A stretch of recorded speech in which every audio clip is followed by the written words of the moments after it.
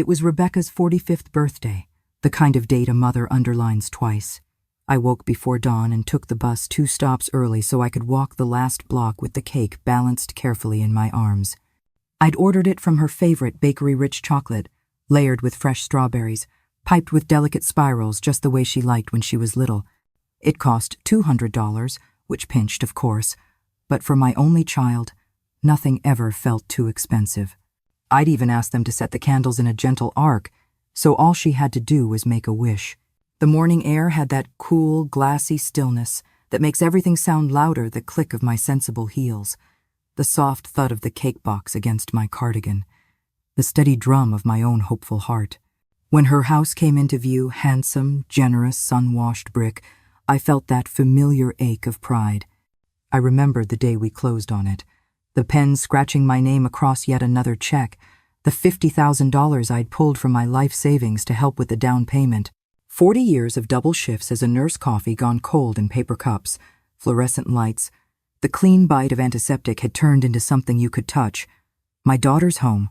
I climbed the steps, smoothed my hair, and knocked with a smile that already belonged to the answer I hoped for. I could see her face lighting up like it used to when she was a little girl in our narrow kitchen, cheeks pink from blowing out candles, chocolate icing smudged near her lip. "Happy birthday, sweetheart," I rehearsed under my breath, the words warm in my mouth. The door opened. Rebecca stood there in a fall of perfect hair and a sweater the color of expensive cream. Her eyes flicked to the cake, then to me, and something in her face tightened, as if I were a misplaced package on her doorstep, not her mother. "Oh, it's you," she said, not quite meeting my eyes. I swallowed and tried to pour warmth into the space between us. "Happy birthday, my love," I offered, lifting the cake just enough so the silver of the candles caught the light. "Your favorite chocolate with strawberries, just like when you were little." She sighed one of those long, flat sighs that sound like a door closing. "Mom, we need to talk," she said, stepping aside. "No, thank you. No, come in." Just the bare minimum of motion, as if kindness were a resource to ration. Inside, everything was beautiful. The living room looked like a magazine page, soft throws, clean lines, fresh flowers in a glass cylinder. I knew what each object had cost. I'd seen the receipts, carried the bag, said of course more times than I could count. I set the cake on the coffee table and tried not to fuss. The candles were beginning to tilt, the pale wax softening, little threads of smoke ready to form. She sat, legs crossed, hands folded, in a way that made her look like a stranger who wore my daughter's face. I took the edge of the opposite cushion and felt the room tilt slightly with all the words I hoped we would say. "Let's have a slice. Thank you for coming. I'm glad you're here."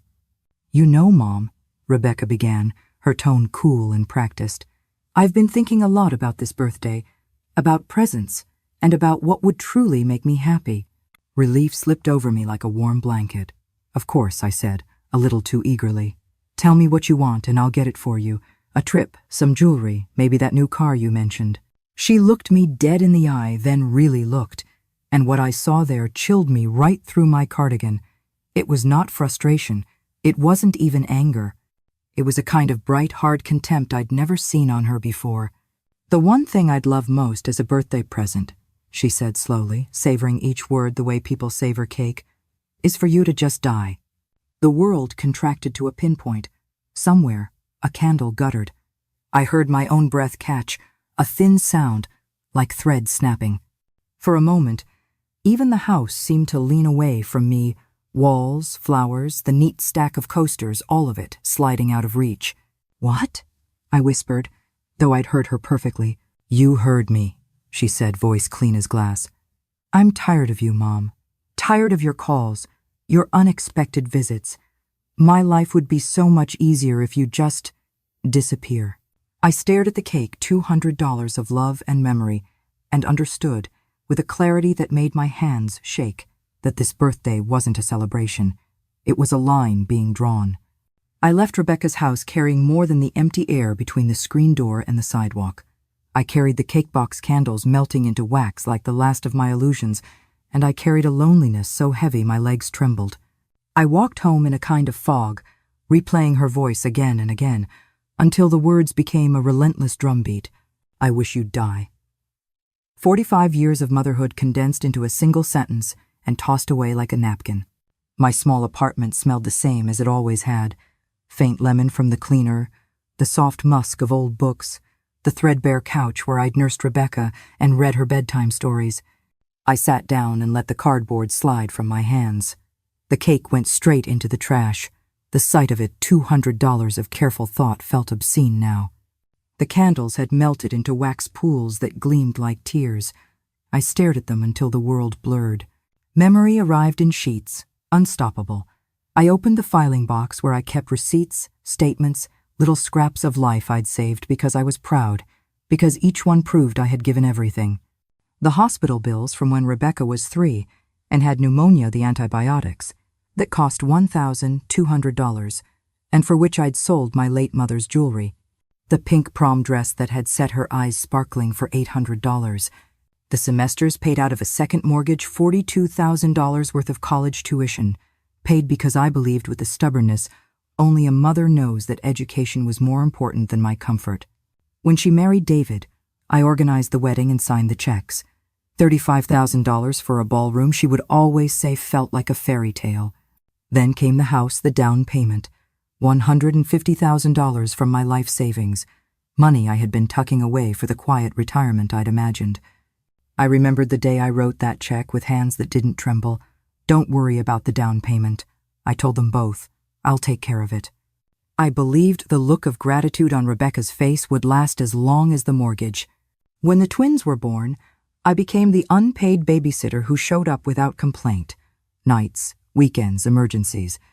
When David lost his job, I covered the mortgage for 8 months, $16,000 taken from my pension, so the family could have the illusion of stability. When the twins needed braces, $4,000 became mine to give.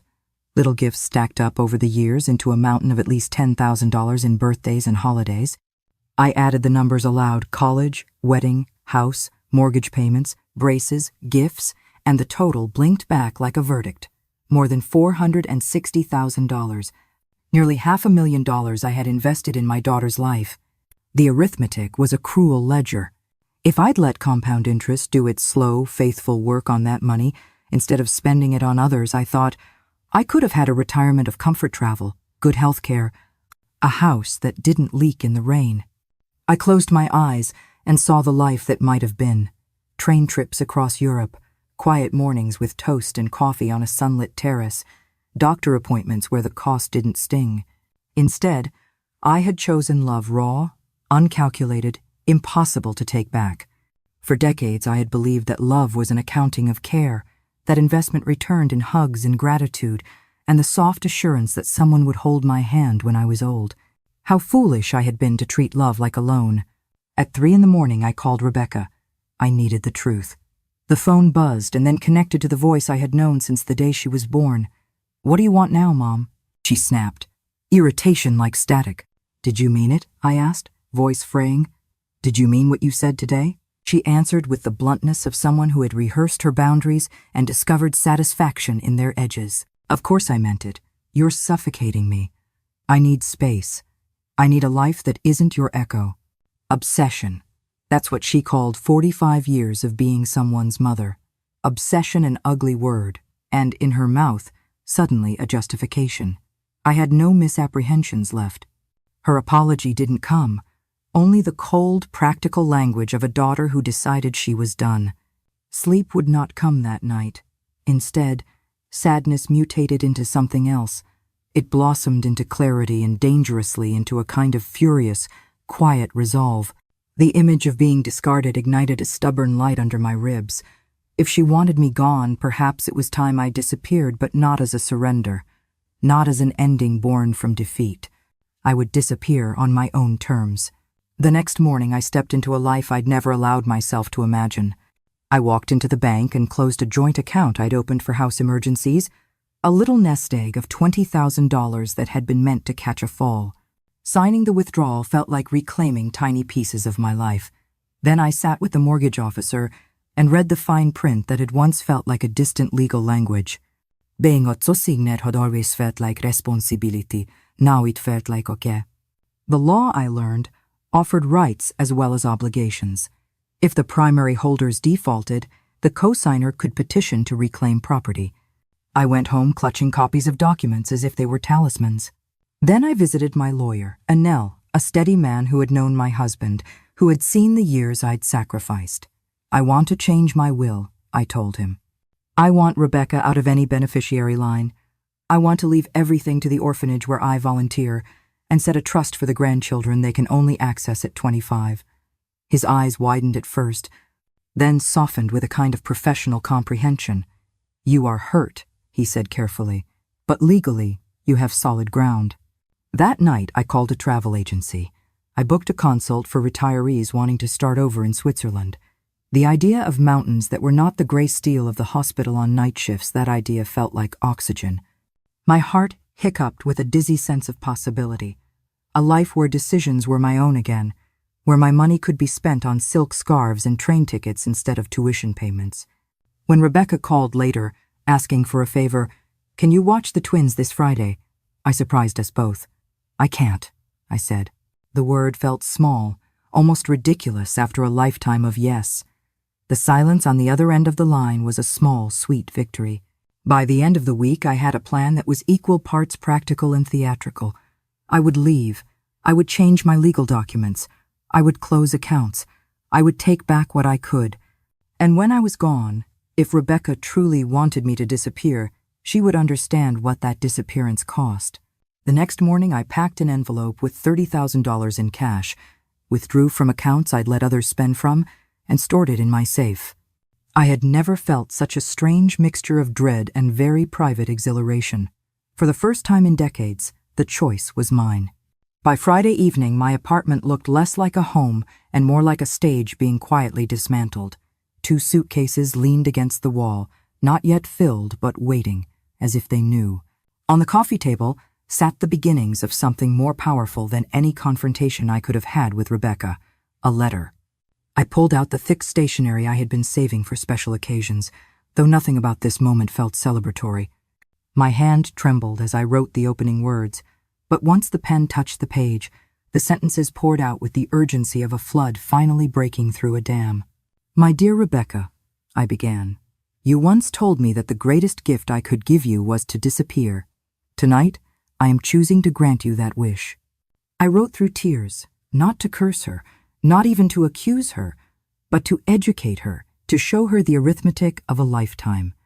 I listed the numbers: the $42,000 in tuition, the $35,000 wedding, the $150,000 down payment, the $16,000 mortgage payments, the $4,000 braces, the countless thousands in gifts and babysitting. I itemized not to shame her, but so that she would see in black and white what my love had cost. Page after page, I detailed the sacrifices she never saw the shifts work through fevers, the dinners skipped, the jewelry pawned, the holidays spent alone so she could celebrate elsewhere. I wanted her to understand that when she asked for my disappearance, she was also asking for the removal of every safety net she had taken for granted. The letter grew thick, 23 pages by the time I finished. Attached were copies of the legal documents I had signed that week, the change to my will, the cancellation of her health insurance I'd been covering, the declaration that as co-signer on her mortgage, I intended to exercise my rights. It was meticulous, clinical almost, but the heart of it was this: your life will be much easier without me, Rebecca, but it will also be much more expensive. I hope you believe it is worth the cost. When I set the pen down, my hand ached, but my heart felt lighter than it had in years. I folded the letter carefully, slipped it into a large envelope, and sealed it with the same determination with which I had once sealed birthday cards full of money. This time, however, there would be no check inside, only truth. That night, Elvira, my neighbor and secret accomplice, came over for tea. She was a wiry woman of 68 with sharp eyes softened by kindness. She listened as I read parts of the letter aloud, nodding with tears glistening in her lashes. "It's brilliant," she whispered. "That ungrateful girl will finally understand what it means to live without you." I reached across the table and took her hands. "Elvira, I need your help. When I leave, I want you to be the one who discovers my apartment empty, who delivers the letter. Rebecca needs to believe, at least for a while, that I am gone for good." Her smile was mischievous but tender. I taught drama for 30 years, Julieta. Believe me, I can play the part. That night, I barely slept, not because of dread, but because of a strange anticipation. For decades, I had been the woman who said yes, who saved, who stayed. Now, for the first time, I was becoming someone else, someone who chose herself. When dawn broke, the letter sat waiting on the table, heavy with everything I had never said aloud. It was not a farewell. It was a reckoning. Saturday morning sunlight spilled through my thin curtains, painting pale rectangles on the carpet. I stared at the packed letter on the table, the envelope thick and heavy like a stone pressing against my chest. My plan was no longer just an idea, it was alive, waiting to unfold. I tried to distract myself with ordinary routines, boiling water for coffee, slicing bread for toast, but my mind kept circling back to Rebecca. Would she even read every page? Would she shrug it off as dramatics? Or would she for once feel the weight of what I had carried for 45 years? As if summoned by my thoughts, the phone rang. Her name flashed across the screen. Rebecca. My first instinct was to let it ring, to preserve the silence I had been craving. But some foolish, aching part of me still hoped that this time her tone would be softer, that maybe she had reconsidered. I answered. "Mom," she said briskly, not even bothering with a greeting, "I need a favor." My heart sank. Of course. Not an apology, not even acknowledgement of her cruelty, just another demand. "What is it?" I asked, steadying my voice. "The twins have a presentation at school on Friday, and David and I have a dinner with his boss. Could you watch them that night?" The irony was so sharp I nearly laughed. The same daughter who had wished for my death as a birthday present now wanted me to babysit as if nothing had happened. "I can't," I replied simply. Silence. Then disbelief. "What do you mean you can't?" "I have other plans," I said. My voice calm but laced with steel I didn't know I still possessed. "What plans could you possibly have?" she shot back, her tone dripping with condescension as though, at 72, my life was meant to be nothing but a waiting room for her convenience. "Plans," I said slowly, "that are none of your business. Find another sitter." Her breath caught on the other end, sharp with irritation. "Mom, I can't get someone on such short notice. Besides, since when do you charge me to watch your own grandchildren?" There it was, the familiar dagger of emotional manipulation, the guilt she had wielded so effectively for years. But this time, it slipped off me like water against stone. "Since you told me," I answered coldly, "that your greatest birthday wish was for me to die. If you want me to disappear from your life, I'm starting now." The silence stretched. Then came a laugh, bitter and sarcastic. "Seriously?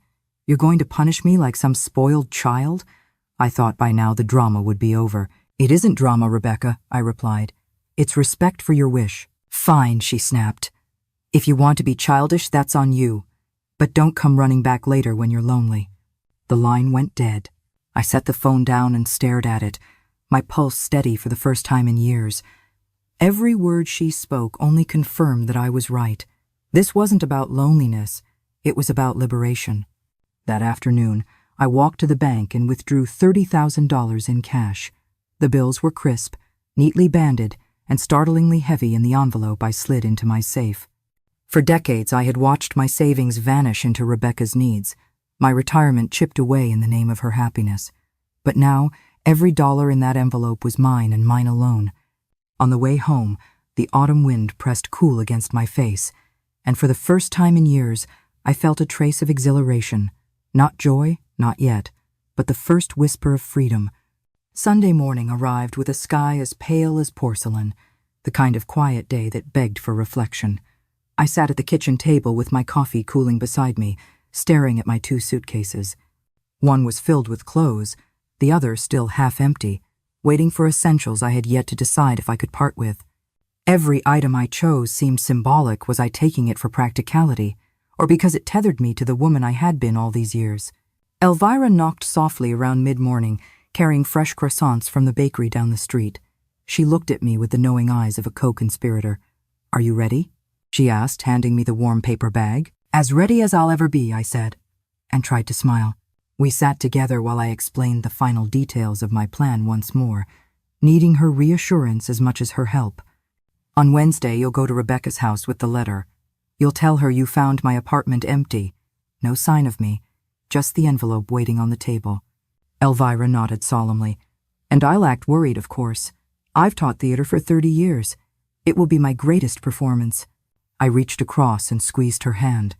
She needs to believe I am gone. Only then will she understand what life without me truly costs. That evening, I wrote the last lines of my farewell letter, sealing it inside the envelope with a weight of finality. When I set it down on the table, my hands shook. It wasn't fear, it was the gravity of taking back ownership of a life I had given away, piece by piece, for decades. Monday dawned earlier than my nerves were ready for. At 5 o'clock sharp, Elvira tapped at my door again, this time with coffee in a thermos and a smile that steadied me. "Ready for your great escape?" she teased. "More than ready," I whispered, hauling my 2 suitcases into the hallway. She held up the spare keys I'd given her the night before. "I'll take care of everything. By the time Rebecca realizes what's happening, you'll already be free." At 6 o'clock, a cab pulled up. The driver asked simply, "Airport?" "To the airport," I replied, and the words felt like a declaration, like the opening line of a new story. As the cab rolled through familiar streets, I watched the hospital where I'd worked 4 decades blur past, the park where I'd pushed Rebecca on the swings, the church where I'd stood in white lace to marry her father. Each place waved its silent goodbye. I didn't feel regret. I felt something closer to relief, like a prisoner finally walking out into sunlight. At the airport, my phone buzzed with Rebecca's number. 3 calls, one after another. Then a text. "Mom, you're being ridiculous. The kids are asking for you. Call me." I deleted it without replying. Strange how suddenly she needed me once I was no longer available at her convenience. 12 hours later, my plane touched down in Zurich. A man stood at the gate holding a sign with my name, Klaus, from the travel agency. He welcomed me with a genuine smile, speaking English as though he'd studied it just for me. "Mrs. Johnson, welcome to Switzerland. Are you ready for your new adventure?" I looked at him, then at the lights of the city glowing like a promise against the night sky. For the first time in decades, my smile came easily. "More than ready," I said. Zurich greeted me with a crisp night air that smelled faintly of pine and clean stone, so different from the heavy, familiar humidity of home. Klaus led me to a small furnished apartment in the city center, modest but cozy, with wide windows that opened onto a park where autumn leaves swirled in golden eddies. From one corner of the room, if I leaned just so, I could even catch a glimpse of the lake glimmering beneath the moonlight. "This will be yours for a month while you decide if you'd like to stay permanently," Klaus explained, placing a thick folder on the table. "Inside you'll find information about the city cafes, activities for seniors, German classes, even social groups. And tomorrow afternoon, you'll meet with a financial advisor who can help with paperwork if you choose to remain here long term." I nodded, hardly hearing him, because my chest was already swelling with something I had not felt in years. Possibility. When he left, I stood in the center of that little apartment and let the silence wash over me. No phone ringing, no one knocking on my door to ask for money, childcare, or favors. Just silence, wide and liberating. That night, I slept like a child, the kind of deep, uninterrupted sleep that feels like a gift. In the morning, I woke early, put on my nicest scarf, and walked to the lake. The cafes were just opening. I sat at one with outdoor tables, ordered a breakfast I didn't need, but wanted a flaky croissant, fresh butter, and a steaming cup of coffee strong enough to warm me through. I even bought a bouquet of flowers for the apartment, something frivolous I hadn't done for myself in decades. And then, at a small boutique along the cobblestone street, I saw it, a silk scarf, rich and blue, the color of twilight. It cost $100, a sum that once would have gone to Rebecca's emergencies. But this time, I bought it without hesitation, folding it gently into the bag with trembling hands. For once, the money was mine to spend on joy, not survival. Later, while sitting on a bench by the lake, I did what I had always done, I calculated. In the last 5 years alone, I had spent at least $50,000 on Rebecca and her family.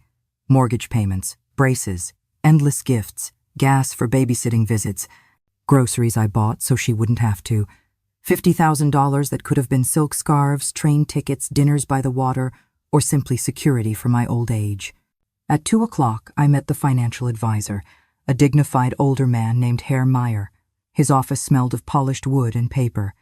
"With your savings and your American pension," he explained, adjusting his glasses, "you can live quite comfortably here for the rest of your life. Switzerland has excellent medical programs for retirees, and if you invest wisely, you could even grow your wealth." Grow my wealth? The word sounded foreign, almost absurd. For so long, my wealth had only ever shrunk, parceled out like crumbs for others. I nodded, my throat tight, because what he was really offering wasn't just stability, it was freedom. That night, back in my apartment, I tied the new scarf around my neck and looked out at the lake. For the first time in 45 years, I was living a life that belonged only to me. By Wednesday morning, the air in Zurich carried the faint chill of oncoming winter. I wrapped myself in my new silk scarf and walked to the lakeside bench I had claimed as my own. The water sparkled with an almost arrogant serenity, and for a moment I felt weightless, as though the past had been nothing more than a shadow I'd finally outrun. But I knew what day it was. Back home, Elvira would be putting my plan into motion. She would call Rebecca, voice laced with worry, and say she hadn't seen me in days. She would describe finding my apartment empty, the envelope on the table. She would hand over the letter that spelled out 45 years of sacrifice and one final act of self-preservation. I sat very still, watching swans cut across the surface of the water, until my phone buzzed violently against the bench. Rebecca. For a long moment, I considered ignoring it, but curiosity, cruel and irresistible, made me swipe. "Mom!" she cried, her voice frantic, cracking in a way I hadn't heard since she was a child. "Where are you?" "Elvira came over. She gave me this letter. You can't just disappear like this." I closed my eyes, savoring the calm of the lake against the storm in her voice. "Did you read the letter?" I asked. "Yes, I read it. Are you crazy? How could you do this to us?" "To us?" I repeated softly. "Or to you?" "Mom, please. I didn't mean what I said on my birthday. I was angry, stressed. David lost his job again. The kids are driving me mad. I didn't mean it." Her words came fast, desperate but hollow. She sounded less like a daughter pleading for her mother, and more like a tenant arguing with a landlord about overdue rent. "You told me," I said evenly, "that your greatest wish was for me to die. That is not something one says by accident." On the other end, her breathing hitched. "I was frustrated. You know I didn't mean it literally. Please, Mom, we need you. I need you." "Do you need me?" I asked quietly. "Or do you need my money?" Silence. A silence that stretched until it became its own kind of confession. Finally, her voice returned, small, unconvincing. "I need you." "No," I said, watching the Swiss mountains in the distance. "What you need is someone to rescue you, to fix every mistake, to carry every burden, and that person can no longer be me." "Mom, please," she whispered, her voice breaking. "Don't do this. The kids, they're asking about you. They don't understand why you're gone." My throat tightened, but I steadied it with the truth. "The children will learn something important, Rebecca. That words have consequences. That cruelty cannot be taken back with a single apology. And that when you tell someone you wish they were dead, sometimes they might just grant your wish." She sobbed into the phone, but I let her tears wash over silence. My hand hovered for a moment, then pressed the red button. The call ended, and for the first time in my life, I did not feel the need to call back. That night, I went out to dinner alone at an elegant restaurant overlooking the lake. I ordered salmon with caviar, $80 for a single plate, and a full bottle of French wine. Each bite tasted like defiance, each sip like freedom. For decades, I had denied myself the smallest indulgence so Rebecca could have more. Tonight, I tasted what it meant to live for me, and it was exquisite. The next morning, Thursday, I awoke to the chiming of my phone. At first, I thought it might be Elvira with an update, but when I glanced at the screen, my heart sank. 47 missed calls. Nearly 24 unread messages blinked at me, every single one from Rebecca or David. I brewed my coffee slowly, deliberately ignoring the phone, but the curiosity gnawed at me. After breakfast, I sat at the table, opened the inbox, and scrolled through the frantic trail of words. The first messages had the tone of worry. "Please, Mom, answer. We're so worried." Then came the warnings. If you don't call us back, we'll contact the police. By the 10th, the threats had sharpened. We already called them.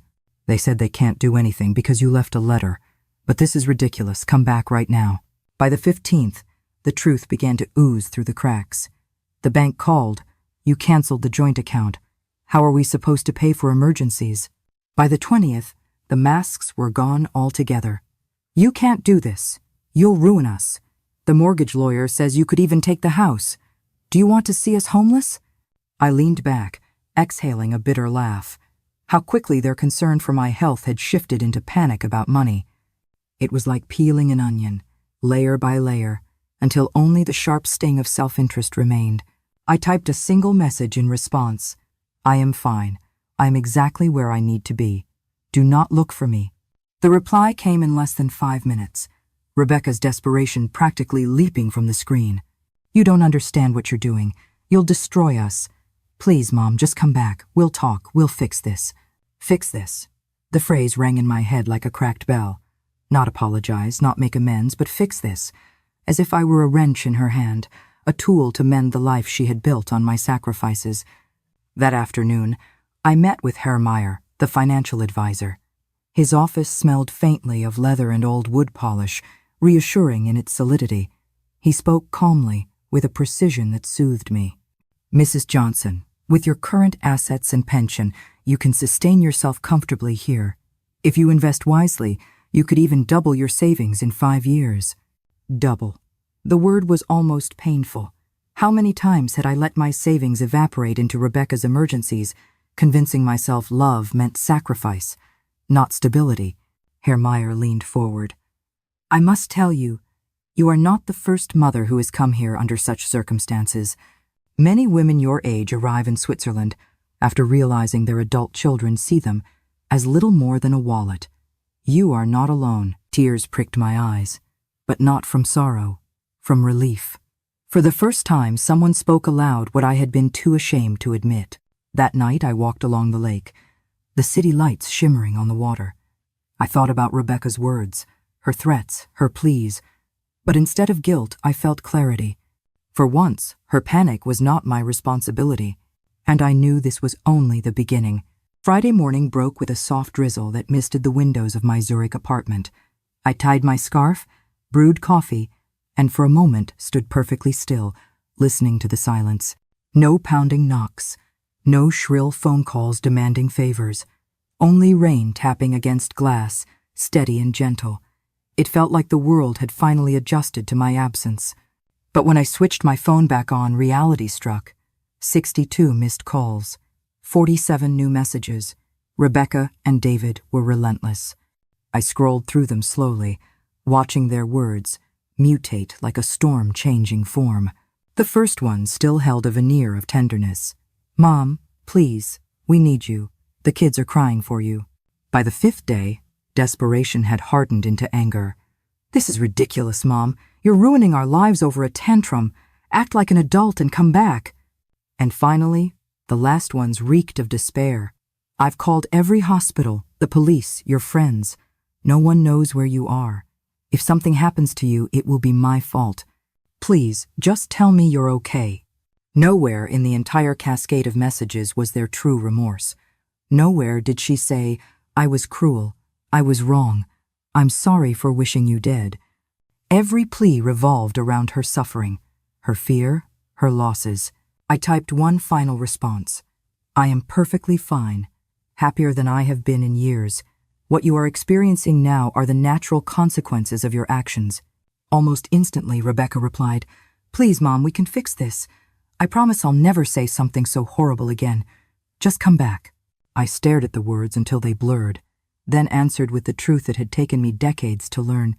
Empty promises don't mend broken hearts. The words you spoke revealed what you truly think of me. That truth cannot be taken back.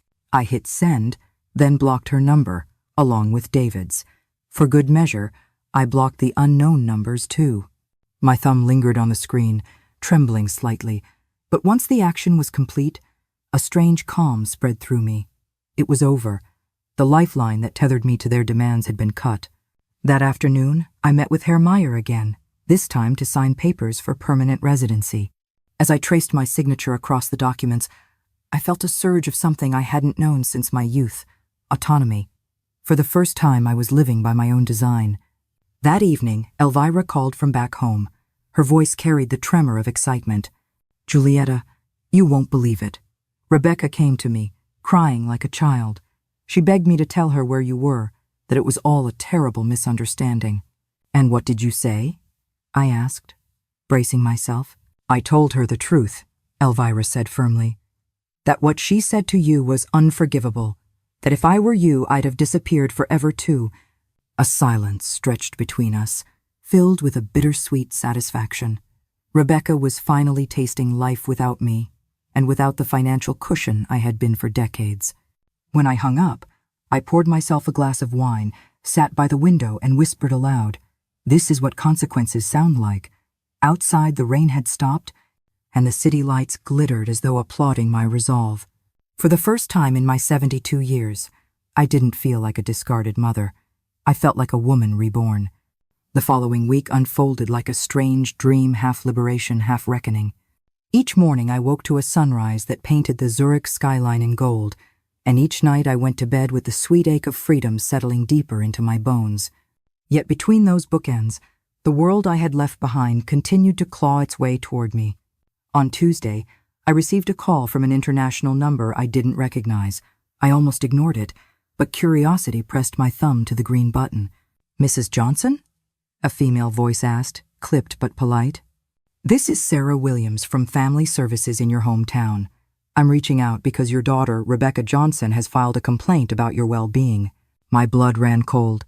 "A complaint?" "Yes," she continued, her tone clinical. "She alleges you may be suffering from dementia or cognitive decline, and that your recent financial and life decisions put you at risk. She claims you vanished suddenly and are now living abroad in precarious conditions." For a moment, rage and disbelief clashed inside me so violently that I couldn't speak. Rebecca had escalated from cruelty to outright sabotage, trying to paint me as incompetent, unstable, even insane, all to regain access to the wealth and security she had leached from me for years. "Miss Williams," I finally said, my voice steady despite the fury trembling beneath it, "I do not suffer from dementia. I am 72, yes, but my mind is sharp and my decisions are deliberate. I am living in Switzerland by choice, in a comfortable apartment, with excellent medical care available. My daughter's allegations are false." There was a pause. "We will need verification. Would you be willing to undergo a medical and psychological evaluation through the American consulate here in Zurich?" "Of course," I answered without hesitation. "I welcome it." When I hung up, my hands were shaking, but not from fear, from clarity. Rebecca hadn't simply wanted me gone. She wanted to destroy my independence, erase my voice, strip me of the ability to choose for myself, and that was something I would never allow. I immediately phoned my lawyer, Anel. His deep, familiar voice steadied me. "Julieta, I'm glad you called. Rebecca has been busy. She's tried to challenge the changes you made to your will, alleging you weren't of sound mind. She even attempted to access your accounts. But don't worry, we have everything recorded. She has no case." I closed my eyes, letting his words soothe me. Still, my resolve hardened further. "Anel, I want to take this further. Prepare a defamation lawsuit. She tried to tarnish my mental health to regain control of my finances. There must be consequences." His voice warmed with approval. "It would be my pleasure. After everything she's done, perhaps it's time she finally faced accountability." 2 days later, I walked through the heavy doors of the American consulate in Zurich. The examination lasted 3 hours, thorough and exhaustive, with memory tests, problem-solving exercises, and long conversations with the doctor. When it ended, he looked at me with a kind of quiet admiration. "Mrs. Johnson," he said gently, "not only are you in perfect mental health, but your decision to start a new life at this stage shows remarkable clarity and courage.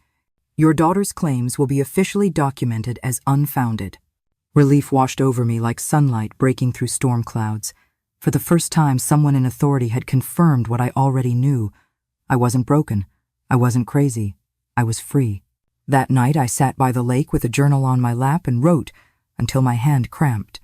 I chronicled everything: the years of sacrifice, The cruel birthday, the letter, the escape, the accusations, the tests. Not for Rebecca, she would never understand, but for the countless other mothers who might recognize their own stories in mine. For the first time, my words weren't a plea for love or gratitude. They were a manifesto of survival. And as I closed the notebook, I realized something. I hadn't just left Rebecca behind. I had crossed a line in myself, from victim to author of my own story. The official report from the American consulate arrived on crisp, embossed paper 2 days later. I held it in my hands like a shield. It stated, without hesitation, that I was of sound mind, fully capable of making my own financial and life decisions. Rebecca's accusations had been deemed baseless. That afternoon, Sarah Williams, the social worker, called again. "Mrs. Johnson, the case is officially closed. The report will be filed in our records. Your daughter has been notified that her complaint was unfounded. Be aware, repeated false reports can carry legal consequences for her." "Thank you," I said, the words steadier than I expected. That is all I needed. I set the phone down and exhaled. Rebecca had failed. Her attempt to reduce me to a confused, dependent old woman had not only collapsed, it had backfired. For the first time in decades, she held a record against her name, proof of manipulation written into official files. That night, as I sat by the window overlooking Zurich's cobblestone streets, I made a decision. I would no longer keep my story locked within the walls of memory or the privacy of a letter meant for one ungrateful daughter. Other women needed to hear it, women who had sacrificed themselves until there was nothing left but silence. I pulled my laptop onto my knees and began to type. When a mother's love becomes self-destruction. My story of liberation at 72. The words flowed faster than I could catch them, each keystroke a release. I wrote about the sleepless nights at the hospital, the money I had poured into Rebecca's dreams, the pink dress, the tuition, the wedding, the down payment. I wrote about the cruel words on her birthday, about the cake melting in my trembling hands, about the phone calls where she confirmed she truly wished me gone. But I also wrote about Switzerland, about silk scarves and strong coffee by the lake, about breathing air that belonged only to me, about what it felt like to spend $1 on myself and not feel guilt. 4 hours later, I leaned back, exhausted but exhilarated. 20 pages sat glowing on the screen, part memoir, part warning, part battle cry. I sent it to an online magazine I'd once stumbled upon, one that published stories of women who had remade their lives after 60. A week passed. Then, one morning, I opened my inbox to find a reply. "Julietta, your story is powerful and inspiring. We would be honored to publish it. Would you also be willing to record a video interview for our YouTube channel? We believe your experience could help thousands." I pressed a hand to my chest, stunned. My pain, my humiliation, my loss suddenly carried the weight of purpose. 2 weeks later, I sat in front of a camera in a quiet Zurich studio, speaking my truth with a calm I hadn't known I possessed. I told the world what it meant to give everything and be left with nothing, what it felt like to be wished away by the very child you had built your life around. The interview went live, and within days, it spread like wildfire. Thousands of women left comments, sharing their own stories of sons and daughters who used them, manipulated them, discarded them. I read each comment with tears streaming down my cheeks. I was not alone. I had never been alone. And for the first time in my life, my voice could not be silenced. The interview rippled across the internet far more quickly than I ever imagined. Within a week, the video had tens of thousands of views, and the comment section grew into a chorus of mothers and grandmothers who recognized themselves in my story. My 40-year-old son lives in my house and screams at me when I ask him to contribute rent. My daughter only calls when she needs money for her vacations. When I was in the hospital, she didn't even visit. I thought I was alone, but your story showed me I'm not crazy. Each confession pierced me, but also strengthened me. Pain echoed pain, but in that resonance was recognition, solidarity. I had stepped out of the shadows, and now countless women were stepping with me. Then, one morning, an email appeared in my inbox. The sender's name froze me in place. David, my son-in-law. I opened it cautiously, half expecting accusation, but what I read was different. "Julietta, I watched your interview. I need you to know I agree with you. Rebecca's words were unforgivable, and the way she has treated you all these years is wrong. I saw it, but I didn't have the courage to confront her. We depended too much on your generosity. My breath caught as I read on. The kids miss you. They don't understand why you're gone. Rebecca has told them you're sick and can't visit, but I think they deserve the truth someday. I know it's too late for apologies, but I want you to know I see now how badly we treated you. I hope you've found happiness. I read his words 3 times, my heart torn in 2 directions. On one hand, it was a validation I had craved for years. Someone inside that house, someone who had witnessed it all, finally admitting the truth. On the other hand, it was an apology drenched in too late timing, unable to erase the scars already carved into my heart. I opened a reply window and let my fingers hover over the keys. Then I typed, "David, I appreciate your honesty, but apologies after the fact do not undo years of silence. I hope you will use this realization to become a better husband and father, and to teach your children to value those who love them before it is too late. As for me, I have chosen my own path, and I intend to walk it with dignity." I pressed send and closed my laptop with finality.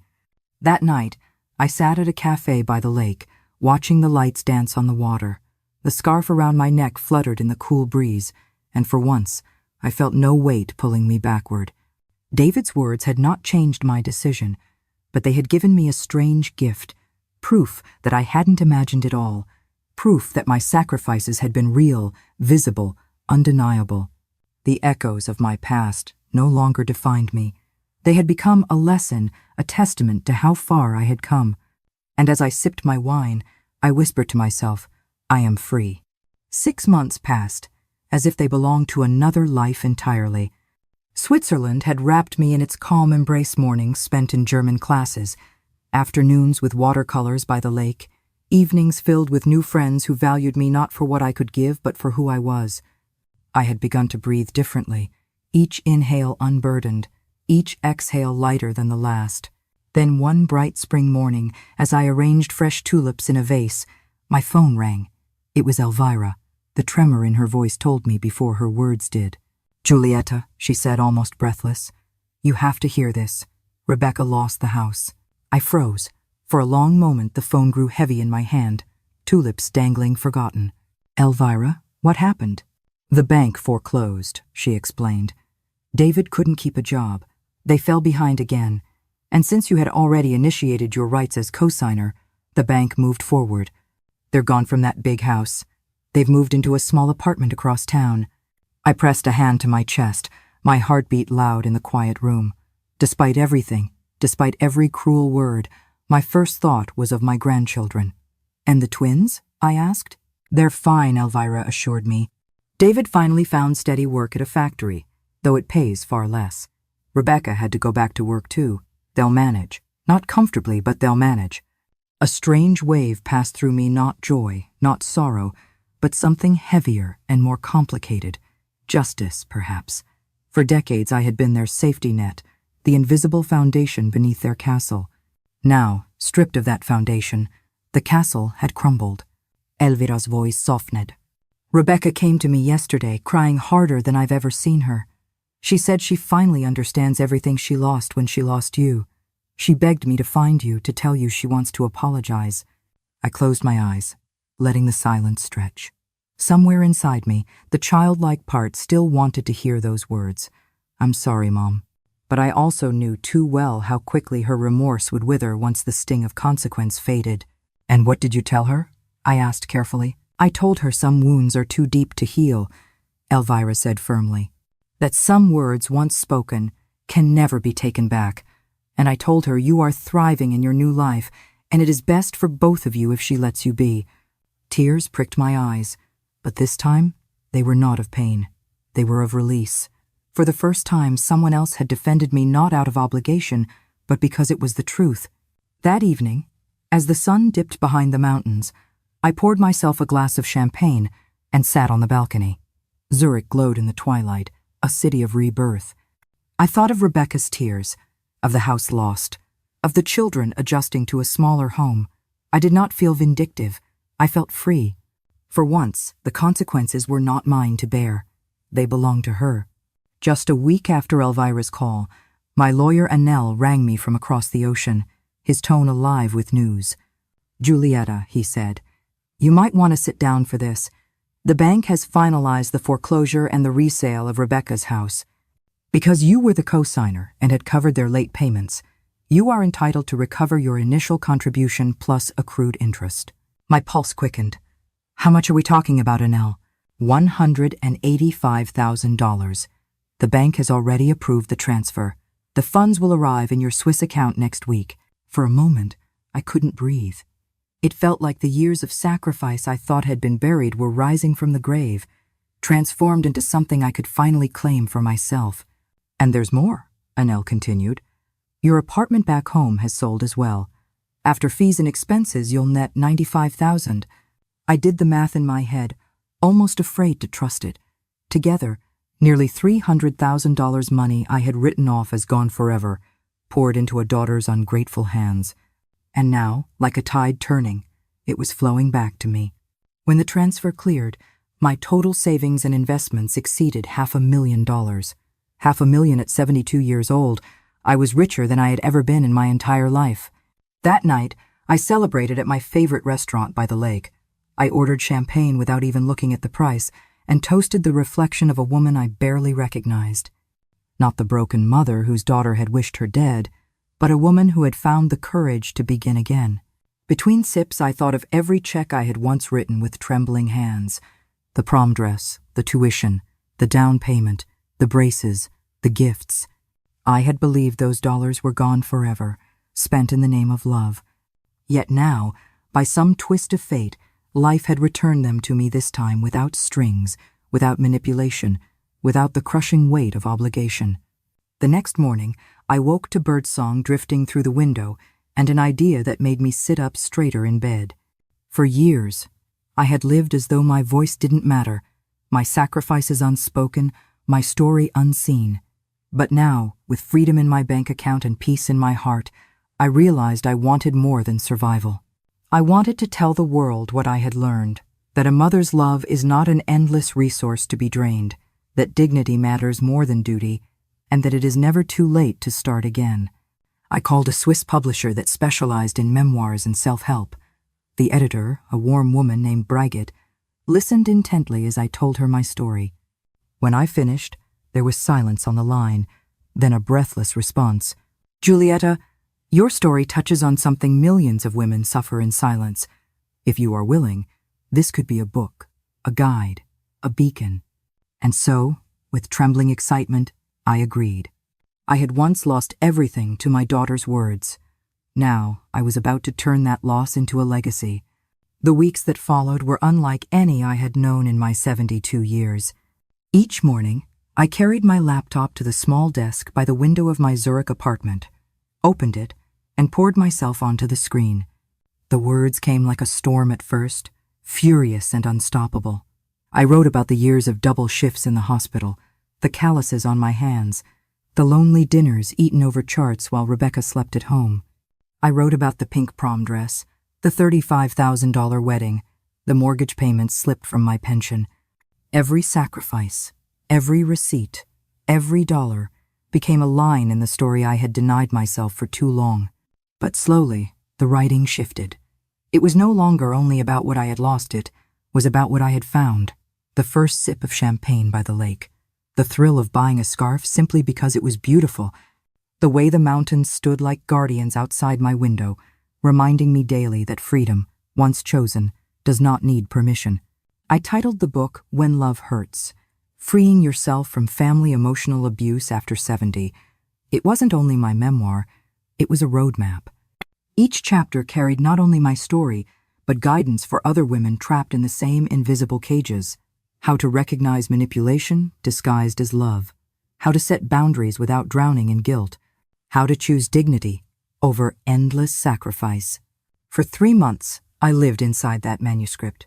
My days were filled with words, my nights with dreams of women reading them and finding the courage to change. When I finally sent the draft to Brigitte, the editor, my hands trembled not with fear, but with anticipation. Her response came swiftly. "Julieta, this book is extraordinary. It will save lives, marriages, mothers. We must publish it immediately." The publishing process moved quickly, and 8 months later, I held the finished book in my hands. A glossy cover, my name printed clearly across the front. I traced the letters with my fingers, astonished. For decades I had been invisible, known only as Mom, the one who gave, the one who sacrificed. Now I had a voice, bound and printed, undeniable. The release exceeded every expectation. The book climbed bestseller lists across Europe. Letters poured in from Spain, Mexico, Argentina, the United States. Women wrote to me saying they had walked away from toxic children, had sold houses that chained them, had chosen peace over pain. Your story helped me understand that true love doesn't demand self-destruction, wrote Carmen from Mexico. For the first time in years, I sleep peacefully, knowing I am allowed to choose myself, shared Rosa from Argentina. One letter, however, moved me most of all. It came from a young mother in her 30s named Andrea. Mrs. Johnson, after reading your book, I realized I was treating my own mother exactly as your daughter treated you. I was repeating the cycle without seeing it. Yesterday, I apologized to my mother for years of taking her for granted. I told her I want to help her fulfill her own dreams. Thank you for opening my eyes before it was too late. When I finished reading, tears streamed down my cheeks. My pain had not been wasted. It had become a bridge for others, a warning, a lantern. For the first time, I felt not just free but purposeful. 2 years had slipped quietly into the past. Zurich was no longer new, it was home. My mornings were filled with familiar rituals, strong coffee, German classes, watercolor sessions, and long walks along the lake, where I could hear the church bells ripple across the water. My life had taken a shape I had once thought impossible, calm, dignified, and mine alone.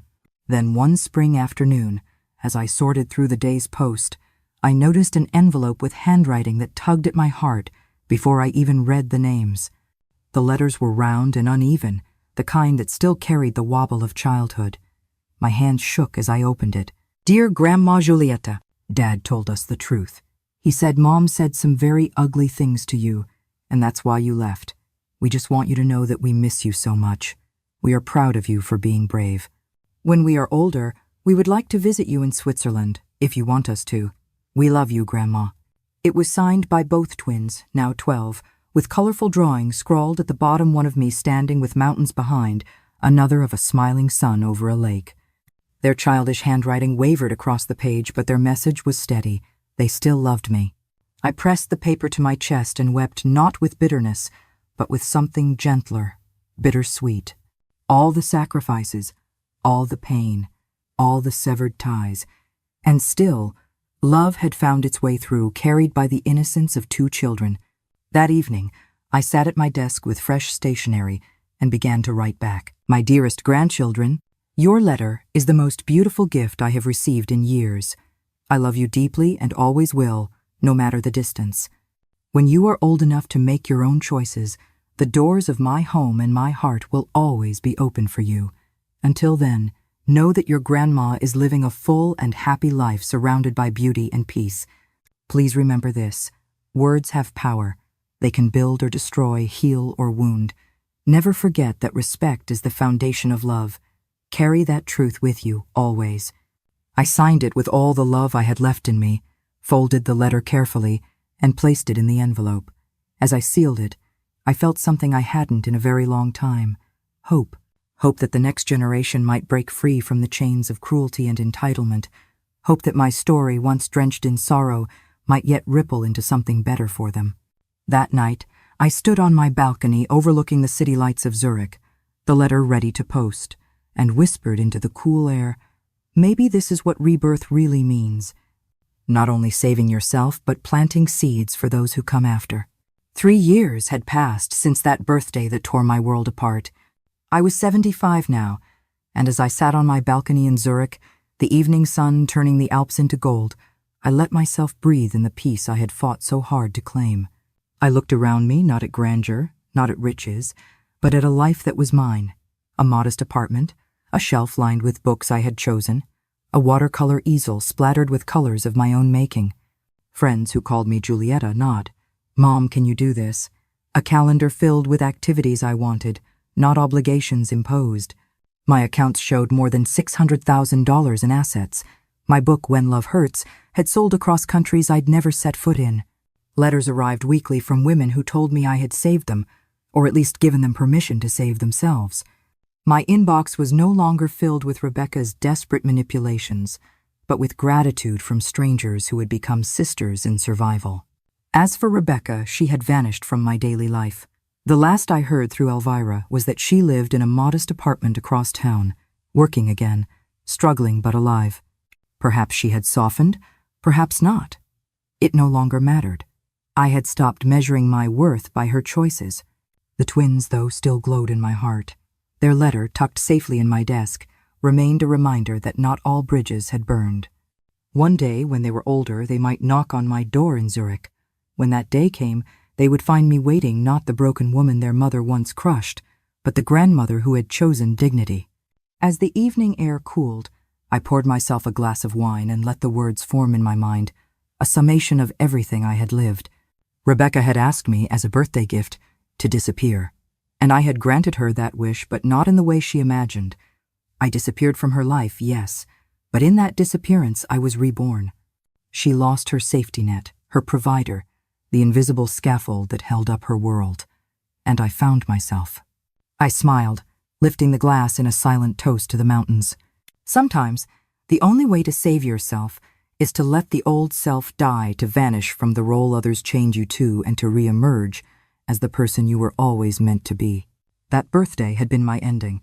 Zurich was my beginning. And for the first time in 75 years, I was finally, completely, unapologetically alive.